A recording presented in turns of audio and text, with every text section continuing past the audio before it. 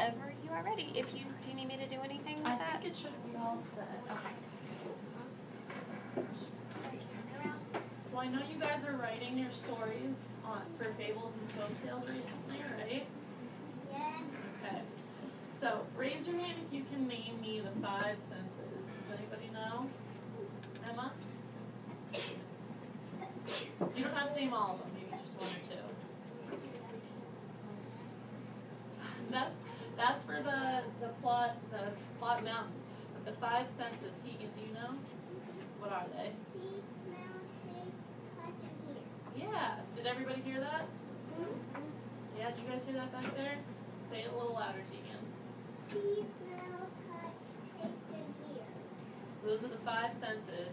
And what good writers do is they use those 5 senses to help you when you read. Because when you read a good book, you can kind of see what's going on in your mind, right? It's like watching a movie, kind of. So when me and Mrs. Yao read your writing, it's kind of got to be like we're sitting in the front row of a movie theater, eating popcorn, watching your stories, okay? So I'm going to read you guys Owl Moon by Jamie Olin. And I want you guys to kind of think about when she writes, if you can see or smell or taste or touch or hear her words, okay? It was late one winter night, long past my bedtime, when Pa and I went owling. There was no wind, the trees stood still against statues, as giant statues, and the moon was so bright the sky seemed to shine. Somewhere behind us, a train whistle blew, long and low, like a sad, sad song.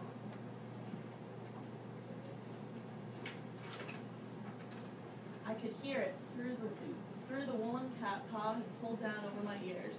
A farm dog answered the train, and then a second dog joined in. They sang out, trains and dogs, for a real long time. And when their voices faded away, it was as quiet as a dream. We walked on toward the woods, Pa and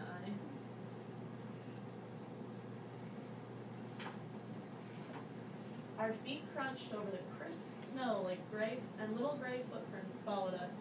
Pa made a long shadow, but mine was short and round. I had to run after him every now and then to keep up, and my short, round shadow bumped after me. But I never called out, if you go owling, you have to be quiet. That's what Pa always says. I had been waiting to go owling with Pa for a long, long time.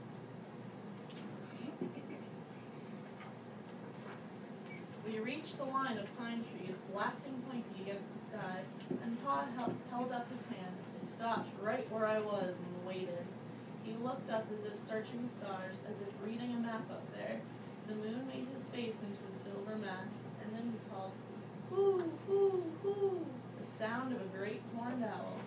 Hoo, hoo, hoo. And then again he called out, and again and again. After each call he was silent, and for a moment we both listened, but there was no answer. Pa shrugged, and I shrugged. I was not disappointed. My brothers all said, sometimes there's an owl, and sometimes there isn't.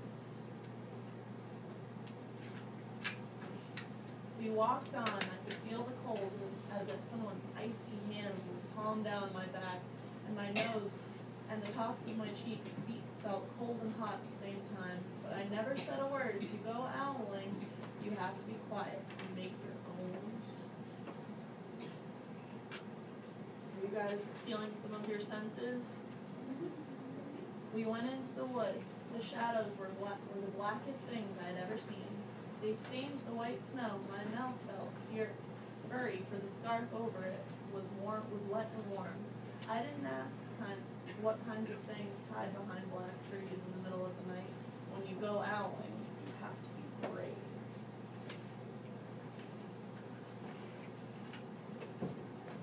Then we came to a clearing in the dark woods. The moon was high above us. It seemed to fit exactly over the center of the clearing, and the snow below it was whiter than milk in the cereal bowl.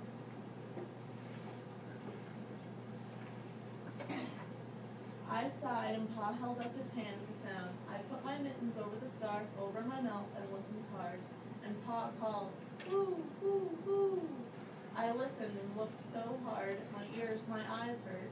My ears hurt and my eyes got cloudy with the cold. Pa raised his face to call out again, but before he could open his mouth, an echo came threading its way through the trees. Ooh, ooh, ooh. You guys hear the owl? Pa almost smiled. Then he called back, "Hoo, hoo, hoo," just as if he and the owl were talking about supper, or about the woods, or the moon, or the cold. I took my mitten off the scarf off my mouth, and I almost smiled too. Then the owls came closer. From high in the trees up on the edge of the meadow, nothing in the meadow moved. All of a sudden, an owl shadow, part of the big tree shadow, lifted off and flew right over us. We watched silently, with heat in our mouths, the heat of all the words we had not spoken. The shadow hooted again. Pa turned on his big flashlight and caught the owl just as it was landing on the branch.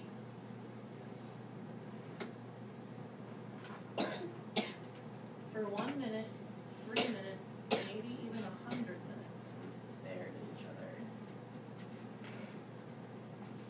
Then the owl pumped its great wings and lifted off the branch like a shadow without a sound. It flew back into the forest. "Time to go home," Pa said to me. I knew then I could talk. I could even laugh out loud, but I was a shadow as we walked.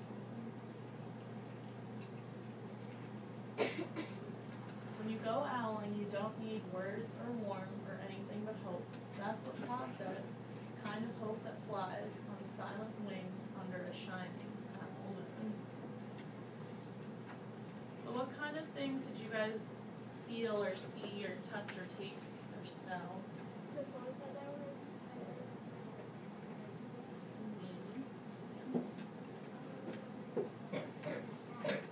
The owl, you could see and hear the owl.